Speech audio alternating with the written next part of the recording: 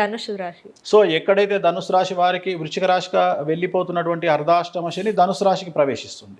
అంటే 4వ ఇంట్లోకి శని ప్రవేశిస్తున్నాడు. 4వ ఇంట్లోనే షష్టగ్రహ కూటమి ఏర్పడతా ఉంది మీనరాశిలో. సో ధనుసు రాశి వారికి ముఖ్యంగా జరగబోయే నష్టము తల్లికి సంబంధించినటువంటి ఆరోగ్యపరమైన ఇబ్బందులను ఎదుర్కోబోయే అవకాశం ఉంది. అలాగే ఈ సంవత్సరము అర్ధాష్టమ శని వల్ల ధన నష్టం ఏర్పడబోతూ ఉంది. మీరు పెట్టబోయేటువంటి పెట్టుబడులు రాంగ్ రూట్లో వెళ్ళేటువంటి అవకాశం ఉంది. అంటే అన్ఎక్స్పెక్టెడ్గా మీరు పెట్టబోయేటువంటి డబ్బు ఇన్వెస్ట్మెంట్ల రూపంలో వ్యాపారానికి కానీ ఇన్వెస్ట్మెంట్కి కానీ పెట్టే డబ్బులు నష్టపోయే అవకాశం ఉంది. జాగ్రత్తగా ఉండండి. సో ధన నష్టాన్ని నివారించుకోండి.